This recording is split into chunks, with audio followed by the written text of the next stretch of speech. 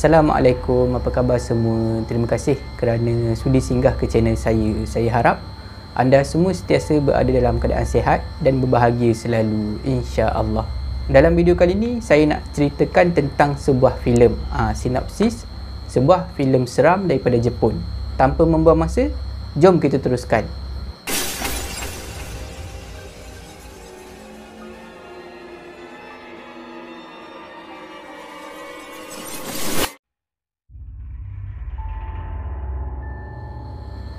Selamat datang ke segmen sinopsis seram. Untuk segmen sinopsis seram kali ini, saya nak ceritakan tentang sebuah filem Jepun yang bertajuk Dark Water. Diterbitkan pada tahun 2002. Filem ni diarahkan oleh seorang pengarah filem yang sangat popular, sekitar tahun 90-an dulu. Memang dia ni memang famous lah. Kalau kata dia buat filem seram, memang menjadi filem seram dia tu. Nama pengarah filem ni adalah Hideo Nakata. Hideo Nakata ni pernah terbitkan sebuah filem seram yang sangat popular pada tahun 1998. Nama filem tu adalah Ring. Filem seram yang bertajuk Ring tu, yang tahun 1998 tu, dia ada sambungan dia. Filem yang bertajuk Ring 2 setahun selepas tu, 1999. Dan pengarah yang samalah yang mengarahkan filem Dark Water ni tahun 2002. Dalam filem ni ada dua watak utama, Yoshimi dan Ikuko. Yoshimi ni adalah seorang janda. Dia baru lepas bercerai dengan suami dia. Ikuko pula adalah anak kepada Yoshimi yang berusia 6 tahun. Yoshimi ada masalah rumah tangga. Awalnya lah dia ada konflik dengan suami dia. Akhirnya diorang bercerai. Jadi Yoshimi ni, hak penjagaan anak tu, penjagaan Ikuko tu dapat pada dia. Dialah yang jaga Ikuko. Jadi sekarang ni lepas dah berpisah dengan suami dia, Yoshimi bawa Ikuko pergi bersama dengan dia cari ke tempat yang baru, cari rumah sewa baru, dia kena cari kerja baru dan kena daftarkan Ikuko ni ke tadika baru. Selepas bercerai, hidup Yoshimi dan Ikuko serta-merta berubah. Sebab dulu masa dia masih lagi berkahwin dengan suami dia, senanglah. Suami Yoshimi ni dia banyak duit, jadi hidupnya pun mudah lah masa tu. Jadi lepas bercerai, Yoshimi dan Ikuko ni terpaksa cari rumah sewa baru. Jadi masa tu Yoshimi dia ada masalah kerja. Dia diberhentikan dekat tempat kerja lama dulu masa dia tinggal di rumah suami dia. Jadi bila dah berpindah ni, dia tak ada kerja, duit pun kurang. Jadi terpaksalah menyewa di rumah sewa yang murah di kawasan tempat baru ni. Pada babak pertama, babak yang awal-awal ni, dalam filem ni ada menunjukkan Yoshimi pergi ke firma guaman, bincang pasal hak penjagaan si Ikuko ni lah. Dan ada juga yang tunjukkan babak di mana Yoshimi dan Ikuko sama-sama pergi ke rumah baru, nak cari rumah sewa baru. Jadi masa tu hujan lebat.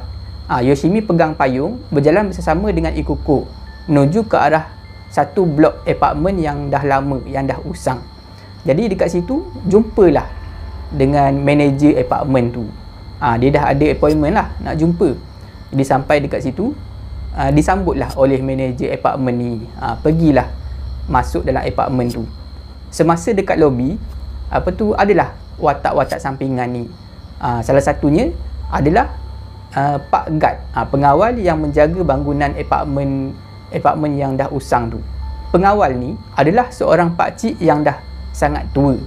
Pengawal yang dah tua ni, perangai dia kurang bertanggungjawab. Walaupun dia bertugas sebagai seorang pengawal keselamatan, dalam masa sama bertindak sebagai orang maintenance lah di apartmen tu. Tapi kalau ada orang komplain apa-apa, tak kira lah sama ada manager tu sendiri ataupun penyewa-penyewa di apartmen tu yang komplain kerosakan ke apa kan, ada kes apa-apa ke, dia macam tak berapa endahkan, dia ambil ringan.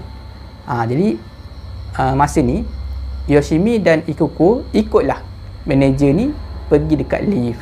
Tekanlah butang lift tu nak naik ke atas. Sebab rumah sewa Yoshimi ni, rumah yang dia nak sewa ni terletak di tingkat atas.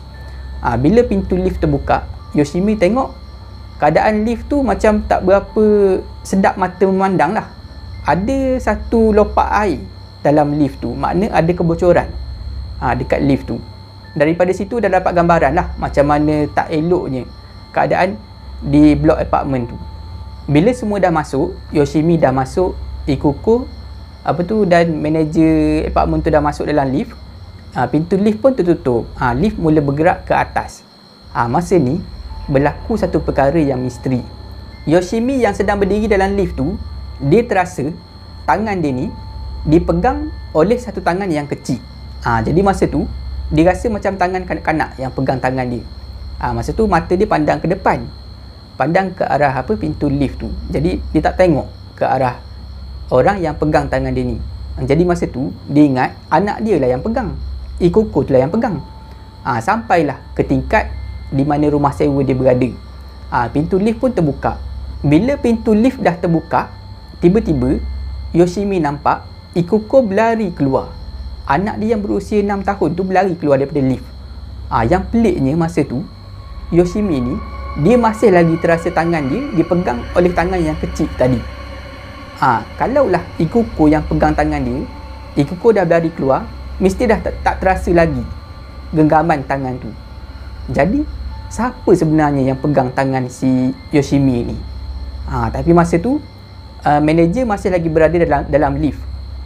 Yoshimi tak naklah tunjukkan dia takut. Nanti manager apartmen ni pelik lah kan dengan kelakuan dia. Jadi dia buat cool aja. Dia buat tenang aja, dia keluar daripada lift tu. Lepas tu manager apartmen tu pula keluar daripada lift. Jadi masa tu dia orang pergi dekat rumah sewa, rumah yang bakal Yoshimi sewa ni. Buka pintu, dia orang semua pun masuk. Manager apartmen ni macam biasalah dia buat kerja. Dia tunjuklah semua ruangan yang ada dalam rumah tu. Rumah apartmen yang Yoshimi nak sewa ni, dia tak berapa besar, kecil aja. Tapi bolehlah. Setakat 2 orang tinggal dekat situ memang okey. Masa tu manager apartmen ni dia cuba ceritakan semua kualiti yang ada pada rumah tu. Padahal dah terang-terang lah rumah tu memang tak berapa elok, tapi dia nak menjual kan. Dia nak pastikan Yoshimi jadi menyewa rumah tu. Jadi dia cerita semua yang elok-elok aja. Sampailah dekat bilik. Sebenarnya dekat bilik tu, di bahagian atas dekat siling bilik tu ada satu tumpukan air. Ada kebocoran sebenarnya dekat atas, dan manager ni pun tahu sebenarnya. Tapi masa tu manager apartmen ni dia cuba nak hindarkan daripada Yoshimi nampak tumpukan air yang ada di siling bilik tu. Sebab dia risau kalau Yoshimi nampak tumpukan air tu ada kesan bocor tu, Yoshimi tak jadi nak menyewa dekat situ. Jadi dia cuba alihkan perhatian Yoshimi ni. Dia bagi tahu Yoshimi, jom kita tengok dapur. Terlupa pula nak tunjuk dapur. Jadi Yoshimi tak perasan pasal tumpukan air yang ada dekat siling bilik tu. Sedang Yoshimi dan manager apartmen ni bercakap, tengok-tengok dalam rumah tu, Yoshimi baru perasan anak dia, si Ikuko ni yang berusia 6 tahun ni dah hilang dalam rumah tu, dah tak ada dalam rumah tu. Tak tahu pergi ke mana. Yoshimi dah mula rasa cemas. Sebab itu je yang dia ada. Dia cuma ada anak dia je. Dia dah tak ada apa-apa sekarang ni. Dia cemas. Dia terus keluar daripada rumah tu cari anak dia. Cari dekat koridor. Lepas tu Yoshimi turun ke bawah, naik lift turun ke bawah. Pergi jumpa pakcik guard tadi, pakcik guard yang dah tua tu. Dia tanyalah, ada nampak tak anak saya lalu dekat sini? Sebab Yoshimi risau kalau anak dia dah turun ke bawah, dah keluar daripada apartmen tu, blok apartmen tu. Tapi masa tu pak guard ni dia cakap dia tak nampak, dia tak tahu. Lepas tu masa tu dalam pondok guard tu dia ada monitor CCTV. Pada monitor tu lah Yoshimi ni perasan anak dia ada rupanya. Anak dia sekarang ni sedang berada dalam lift, sedang naik ke atas. Jadi masa tu Yoshimi tanya pakcik guard ni, boleh tak bagi tahu tingkat berapa sekarang ni anak saya berada? Lepas tu pakcik guard ni, yang pakcik guard tua ni, bagi tahu Yoshimi dia tak tahu. Sebab katanya semua tingkat ni nampak sama aja dalam kamera tu, dalam kamera CCTV tu. Jadi Yoshimi ni dia pergi sendiri, dia pergi dekat lift, dia tunggu nombor lift tu berhenti. Tak lama lepas tu lift pun berhenti. Bila tengok dekat nombor dekat lift tu, tahulah tingkat mana yang anak dia pergi. Rupa-rupanya Ikuko ni dia dah naik ke tingkat yang paling atas di blok apartmen tu. Yoshimi pun menyusul. Dia naik lift, tekan butang yang paling atas. Bila lift dah sampai dekat tingkat paling atas, dekat rooftop, Yoshimi pun keluar. Tengoklah keadaan dekat atas rooftop tu. Semua dekat atas rooftop tu, dekat bahagian tepi dah ada fence, dah ada macam apa, pagar lah. Maknanya selamat lah, budak-budak tak boleh panjat. Dia mula mencari anak dia, Ikuko. Tak lama lepas tu keluarlah Ikuko ni, berjalan pergi dekat mak dia, dekat Yoshimi. Tapi masa tu Yoshimi perasan anak dia, si Ikuko ni, ada pakai satu beg, beg yang berwarna merah. Dekat beg tu ada gambar arnab, arnab berwarna putih. Jadi pelik lah, daripada mana pula dapat beg ni kan. Jadi Ikuko pun bagi tahulah dia dapat dekat mana. Jadi masa tu Yoshimi ni bawalah Ikuko bersama dengan beg merah tadi turun ke bawah, pergi dekat pondok guard tu. Dia tunjuk beg merah tu. Pengawal ni, pakcik tua ni, dia ambil beg tu, dia keluarkan semua isi dekat dalam. Jadi tak tahu siapa pemilik beg tu. Jadi pengawal ni cakap, hari ni hari bertuah kamu. Maknanya boleh ambil lah benda-benda ni semua. Beg merah tu boleh ambil, barang-barang dekat dalam pun boleh ambil. Tapi masa tu Yoshimi dia tak nak bagi beg tu pada anak dia, sebab dia tahu memang bukan milik dia orang, tak boleh ambil.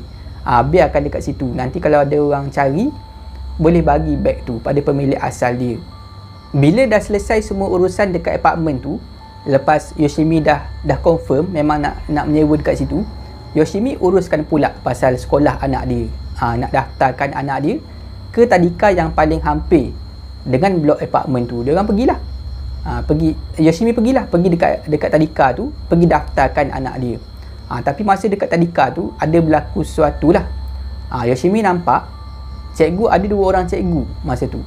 Seorang cikgu lelaki, seorang lagi cikgu perempuan, sedang bercakap dengan salah seorang murid yang bersekolah dekat tadika tu. Tapi cara dia marah budak ni, dia macam menyakitkan hati kalau kita tengok. Jadi Yoshimi mula rasa risau. Kalau nasib anak dia sama macam nasib budak lelaki tu, tapi nak buat macam mana kan? Yoshimi memang tak mampu nak hantar anak dia ke tadika yang lebih jauh. Buat sementara waktu ni terpaksalah letakkan anak dia di tadika tu, sebab dia kena cari kerja. Bila dah selesai urusan di tadika tu, Yoshimi mulalah panggil orang suruh pindahkan barang-barang dia daripada rumah lama ke apartmen baru tu, apartmen yang dah usang tu lah, tempat dia menyewa ni, tempat baru ni. Jadi hiduplah Yoshimi dan Ikuko di rumah tu. Jadi seronoklah dia orang berdua masa tu, dapat tempat baru. Jadi masa tu Ikuko pergi dekat bilik, Ikuko dah mula perasan rupanya ada tumpukan air di siling bilik tu, tapi dah terlambat lah. Dia dah bersetuju nak menyewa dekat apartmen tu. Tumpukan air di siling bilik tu asalnya kecil aja, warna coklat bulat, kecil aja. Tapi lama kelamaan kesan bocor ni, kesan air ni makin lama makin besar, makin banyak bocornya, sampai tahap air tu dah menitik, sampai basah tilam dalam bilik tu. Bila dah jadi teruk macam tu, Yoshimi ni dia turunlah ke bawah, dia pergi mengadulah. Dia call manager, dia jumpa dengan pengawal yang tua tu, mengadu, suruh panggil orang baiki. Tapi dua-dua ni macam mengelak. Yang manager tu cakap dia sibuk, suruh bagi tahu pengawal. Yang pengawal ni pula dia bagilah alasan apa-apa. Memang tak bertanggungjawab dua orang ni. Akhirnya Yoshimi buat keputusan sendiri, buat tindakan sendiri. Sebab dah bagi tahu pada pihak pengurusan apartmen tu tak ada tindakan, dia buat tindakan sendiri. Apa yang Yoshimi buat? Yoshimi ni bila ada kebocoran daripada atas, memang tak ada benda lain lah, memang penghuni tingkat atas punya pasal. Memang maknanya kerosakan tu daripada rumah, betul-betul rumah atas dia ni lah. Jadi Yoshimi naik ke tingkat atas, dia pergi ketuk pintu rumah atas daripada rumah dia tu, betul-betul atas rumah dia.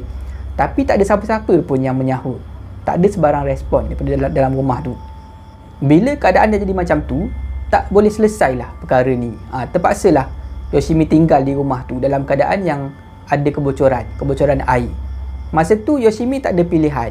Dia terpaksa ketepikan dulu masalah air bocor daripada tingkat atas ni. Yoshimi lebih menumpu kepada kerja dia. Dia diterima bekerja di sebuah syarikat yang menerbitkan buku lah. Kerja Yoshimi ni adalah proofreading. Maknanya bila syarikat tu terbitkan satu novel, contohlah novel kan, Yoshimi perlu baca novel tu, pastikan tak ada kesalahan ejaan, tak ada kesalahan pembinaan ayat ke apa-apa.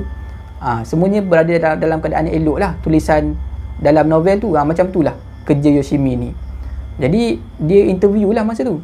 Tapi bila dah start kerja ni, kerja Yoshimi ni, dia memerlukan masa yang panjang, sampai dia lewat balik kerja hampir setiap hari macam tu. Sedangkan pada waktu petang, dia kena ambil anak dia di tadika. Jadi ada problem lah dekat situ. Macam tu lah keadaan Yoshimi. Terpaksa lah dia bekerja lewat. Sampailah satu hari ni Yoshimi dia bekerja sampai malam, tak boleh nak elak sampai malam. Yoshimi dah tak sedap hati dah. Jadi bila dah habis saja waktu kerja tu, malam dia keluar, dia terus pergi kat tadika. Tengok-tengok pagar tadika dah tertutup, anak dia dah tak ada. Dia mula berjalan tanpa arah dalam keadaan yang sangat-sangat risau, tak tahu anak dia pergi ke mana. Jadi masa sedang mencari anak dia, si Ikuko ni, Yoshimi ada berjalan melepasi satu tiang lampu, tiang elektrik lah. Pada tiang elektrik tu ada tertampal satu notis orang hilang, kanak-kanak hilang. Nama kanak-kanak hilang ni adalah Mitsuko. Mitsuko Kawai. Itulah nama kanak-kanak tu. Dan umur kanak-kanak ni masa dia hilang sama macam Ikuko, 6 tahun. Dan pada kertas budak hilang ni adalah dituliskan maklumat-maklumat pasal budak yang hilang ni, si Mitsuko ni. Rupa-rupanya budak ni dia tinggal betul-betul di atas rumah Yoshimi menyewa sekarang ni. Rupa-rupanya rumah budak tu dekat atas rumah dia. Dan dekat situ juga ada bagi tahu budak ni bersekolah di mana. Budak yang bernama Mitsuko Kawai ni bersekolah di sekolah yang sama, tadika yang sama di mana Ikuko bersekolah sekarang ni, tadika yang sama. Daripada situlah Yoshimi dapat tahu maklumat pasal budak yang bernama Mitsuko Kawai yang dah hilang setahun sebelumnya. Jadi Yoshimi ni dia terus mencari anak dia. Akhirnya daripada jauh nampaklah anak dia, Ikuko ni. Rupa-rupanya Ikuko ni dia sedang berjalan dengan ayah dia, bekas suami kepada Yoshimi. Suami Yoshimi yang ambil, rupanya bekas suami dia yang ambil Ikuko daripada tadika tadi. Jadi pada masa tu Yoshimi ni berlari pergi rebut Ikuko daripada bekas suami dia. Dia macam bertikam lidah jugalah masa tu. Bekas suami Yoshimi marah Yoshimi sebab balik lewat sangat, sampai budak tu, Ikuko tu, terbiar dekat luar tadika katanya. Jadi Yoshimi tak peduli, dia terus rebut Ikuko ni. Akhirnya dapatlah Ikuko. Yoshimi mula bawa Ikuko balik ke rumah. Masa Yoshimi dan Ikuko berjalan berdua tu nak balik ke apartmen, Ikuko ada bercakap pada Yoshimi, pada mak dia.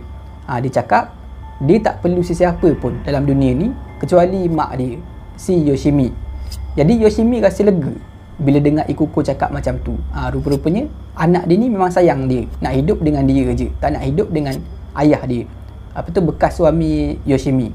Daripada apa yang berlaku ni, Yoshimi jadi banyak berfikir, yelah anak dia macam terbiar sebab dia balik lewat daripada kerja, suami dia nak rebut hak penjagaan anak dia ni. Dan maklumat pasal si Mitsuko tadi, Mitsuko Kawai, kanak-kanak yang hilang. Benda-benda ni semua membuatkan Yoshimi teringat masa dia kecil dulu. Rupa-rupanya adalah flashback, babak flashback dalam filem ni, babak yang menunjukkan masa Yoshimi kecil-kecil dulu. Rupa-rupanya Yoshimi ni nasib dia sama macam anak dia dan kanak-kanak yang hilang tu, terbiar. Mak dan ayah dia pun bercerai juga masa dia kecil dulu. Dan memang tak ada sesiapa pun nak ambil dia daripada sekolah, daripada tadika, selalu lewat balik. Jadi Yoshimi rasa sedih lah, sebab sekarang ni anak dia pula mengalami apa yang dia alami dulu. Dan boleh jadi budak yang hilang tu, Mitsuko Kawai tu, mungkin hilang sebab terbiar, macam dia kecil-kecil dulu. Keesokan harinya Yoshimi buatlah rutin dia macam biasa, pergi hantar Ikuko ke tadika. Lepas tu dia pergilah kerja macam biasa. Dekat tadika hari tu ada diadakan satu permainan. Pelajar-pelajar ni semua, diorang main sorok-sorok hari tu. Macam biasalah, seorang pelajar kira, yang lain ni, pelajar lain pergi menyorok. Termasuklah Ikuko. Tapi masa tu Ikuko ni dia pergi menyorok jauh sangat, sampai ke belakang. Sampai ke tempat biasanya budak-budak gosok gigi tu, ada paip air apa semua kan. Sedang dia menyorok tu, tiba-tiba si Ikuko ni masa tu dia duduk. Duduk, lepas tu adalah macam tirai plastik macam tu. Ada ruang dekat tengah. Dekat situlah, masa tu lah dia nampak ada sepasang kaki kanak-kanak berjalan, makin lama makin hampir menuju ke arah dia. Bahagian atas tak nampak sebab dia tersorok, duduk menyorok macam tu, nampak kaki aja dulu. Berjalan sampai dekat depan Ikuko, tiba-tiba di bahagian bawah selipar kaki budak kecil dua ni ada air keluar menuju ke arah Ikuko. Benda ni sebenarnya memang bukan orang. Benda ni sebenarnya adalah jelmaan kanak-kanak yang hilang tu, yang bernama Mitsuko Kawai tu. Bila ternampak benda ni, Ikuko terus demam teruk. Jadi pihak sekolah panggil Yoshimi daripada tempat kerja. Dia call lah. Yoshimi bergegas balik. Jadi masa tu Yoshimi ni dia ada salah faham dengan guru-guru yang mengajar di tadika tu. Sebab memang daripada awal lagi, mula-mula dia nak pergi daftarkan anak dia, dia pernah nampak ada dua orang guru ni macam kenakan seorang budak ni lah, sebab budak ni ada buat salah, tapi cara dia menghukum tu macam kasar sangat kata-kata tu. Jadi dia tuduh, Yoshimi ni tuduh ada guru-guru ni yang dah kenakan anak dia, dah dera anak dia sampai anak dia demam.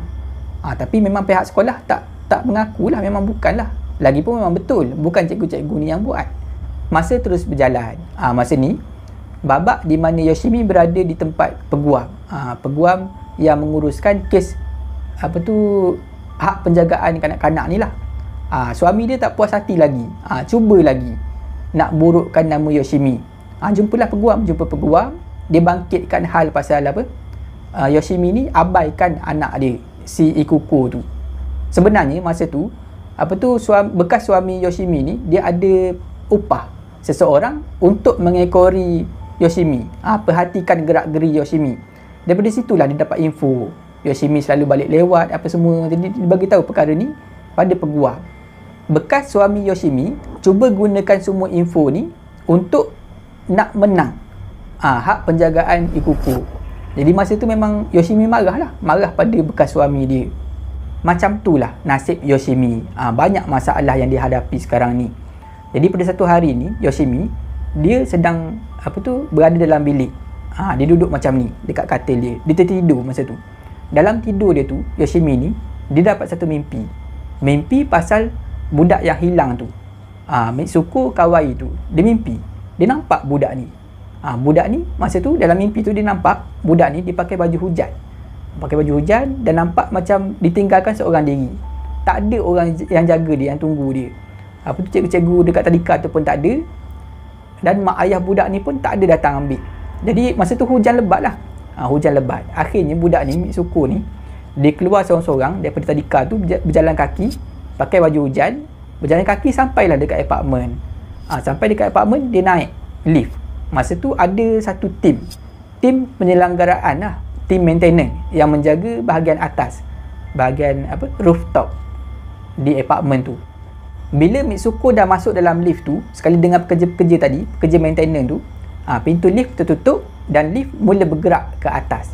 Mimpi Yoshimi sampai dekat situ saja. Lepas tu dia terjaga. Yoshimi terjaga daripada tidur sebab dia terasa basah dekat pipi. Bila dah terjaga, dah celik mata, Yoshimi tengok rupa-rupanya dah habis basah di sekeliling dia ni. Dan dekat siling tu, dekat atas, dekat bilik dia tu dah penuh dengan air. Jadi masa tu Yoshimi dia mula cari anak dia, si Ikuko. Tapi Ikuko tak ada dalam bilik.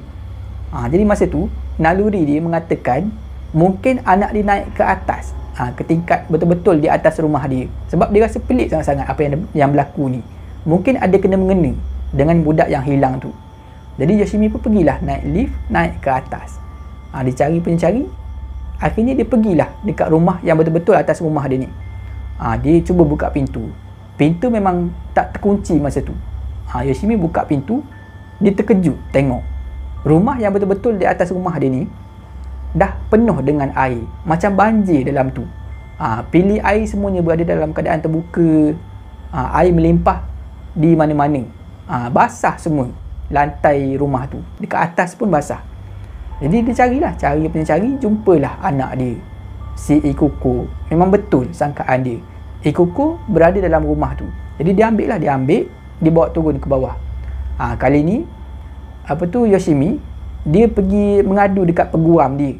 Dia bagi tahu pasal masalah ni lah, pasal masalah rumah yang betul-betul dekat rumah atas dia ni ada masalah kebocoran air. Dah bagi tahu pihak pengurusan buat tak tahu aja. Jadi pihak peguam kepada Yoshimi ni campur tangan lah. Dan akhirnya manager kepada apartmen ni dan juga pengawal tu dipanggil lah naik ke atas. Datanglah semua orang. Manager dan pengawal ni tengok sendiri keadaan.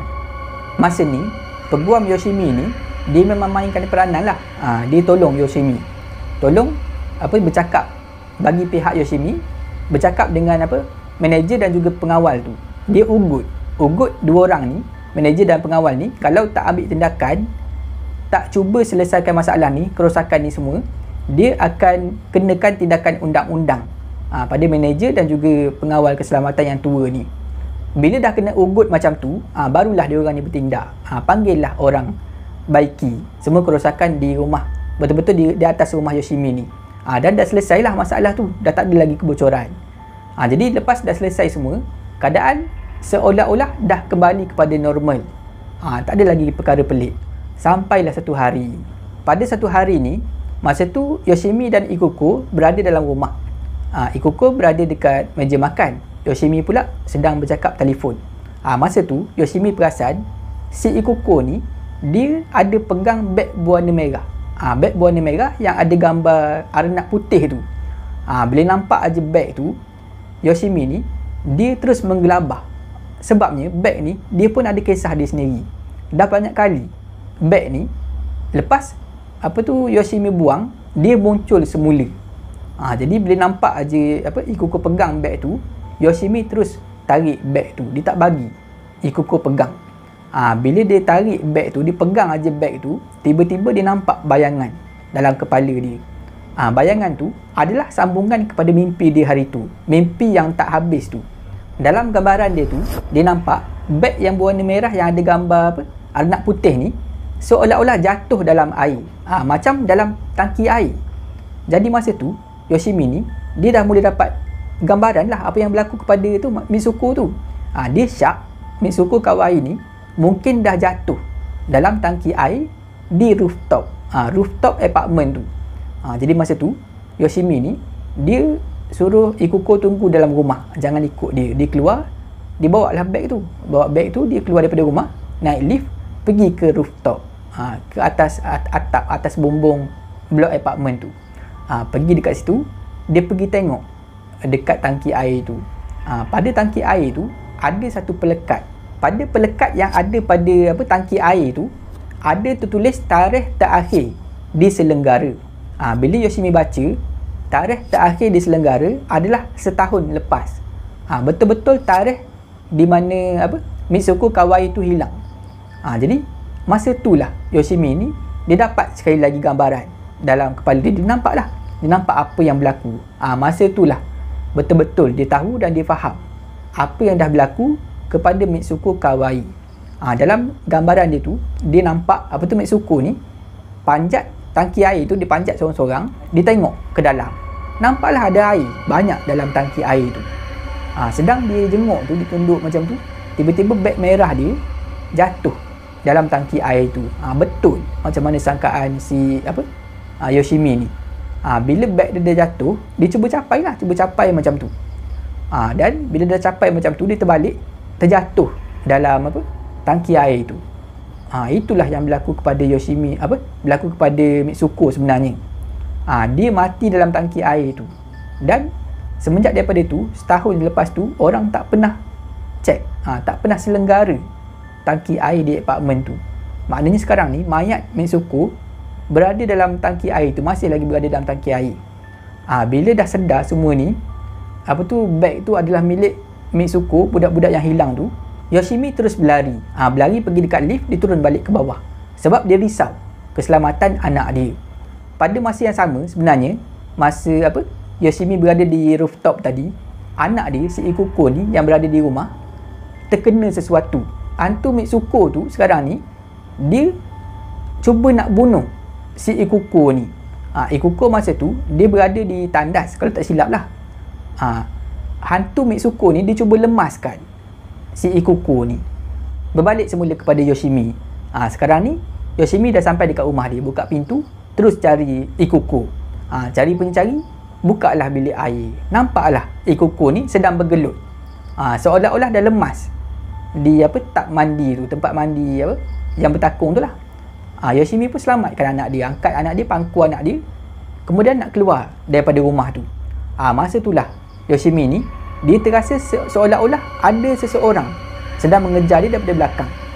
Seorang kanak-kanak. Yoshimi bergas keluar daripada rumah tu. Dia pangku anak dia, keluar daripada rumah tu, terus menuju ke arah lift. Pintu lift terbuka, Yoshimi masuk dalam lift tu bersama dengan anak dia di pangkuan dia. Masa tu Yoshimi tak ada fikir benda lain. Dia nak bawa anak dia nak keluar daripada apartmen tu, nak pergi ke tempat lain, tempat yang selamat. Tapi masa ni berlaku sesuatu. Dalam keadaan lift yang masih terbuka tu, pintu lift masih terbuka, Yoshimi nampak daripada rumah dia tu, pintu rumah dia, tiba-tiba Ikuko keluar daripada pintu rumah. Jadi macam tu. Jadi pelik lah. Sebab sekarang ni Yoshimi ni, dia sedang pangku anak dia. Setahu Yoshimi tadi, anak dia nak lemas. Anak dia dah lemas dalam tak mandi tu. Dia ambil, dia pangku, dia bawa berlari keluar. Dan sekarang ni anak dia, si Ikuko tu, berada di pangkuan dia. Jadi macam mana dia boleh nampak Ikuko keluar daripada rumah sekarang ni? Dia nampak depan mata. Bila dia tengok dekat pangkuan dia, rupanya bukan anak dia. Yang dipangku tu sebenarnya adalah Mitsuko Kawaii. Jelmaan hantu Mitsuko Kawaii yang berada di pangkuan dia tu. Dalam masa yang sama, Ikuko ni yang baru keluar daripada rumah ni, nampak mak dia. Mak dia memangku hantu Mitsuko tu. Jadi Ikuko ni terus berlari nak pergi dekat mak dia. Tapi mak dia tahan. Mak dia tahan supaya jangan datang. Masa tu mak dia dicubalah Yoshimi ni cuba leraikan genggaman hantu Mitsuko yang sedang memeluk badan dia. Tapi memang tak boleh. Kuat sangat hantu tu. Bila Yoshimi sedar, dia tak dapat nak leraikan genggaman hantu ni, tak dapat nak larikan diri daripada hantu ni, akhirnya dia buat keputusan, biarlah dia berkorban. Sebab dia tak akan benarkan Ikuko datang masuk dalam lift tu bersama dengan dia. Biarlah dia stay dengan hantu Mitsuko ni. Dia bercakap dengan hantu Mitsuko ni. Dia cakap dia nak teman Mitsuko ni hidup di dunia dia, dunia hantu tu. Lepas tu, masa tu dia tahan Ikuko, tak bagi Ikuko masuk. Ikuko duduk aja dekat luar tu, tengok mak dia. Dan pintu lift tertutup perlahan-lahan. Masa tu Ikuko ni memang menangis sebab dah tak dapat jumpa mak dia. Lepas tu pintu lift terbuka balik dan keluarlah air yang sangat banyak. Macam itulah perakhiran kisah ni. Kisah Ikuko yang masih kecil dan mak dia. Lepas tu ada lagi babak tambahan. 10 tahun kemudian. 10 ke 11 tahun kemudian. Masa tu Ikuko berumur 17 tahun. Ikuko masa balik daripada sekolah tu, dia lalu dekat apartmen lama ni. Dia pergi singgah. Dia naik semula ke tingkat di mana dia pernah tinggal dekat situ dengan mak dia. Masa tu adalah babak di mana dia nampak jelmaan mak dia. Mak dia masih lagi muda macam dulu. Dia bercakap dengan mak dia.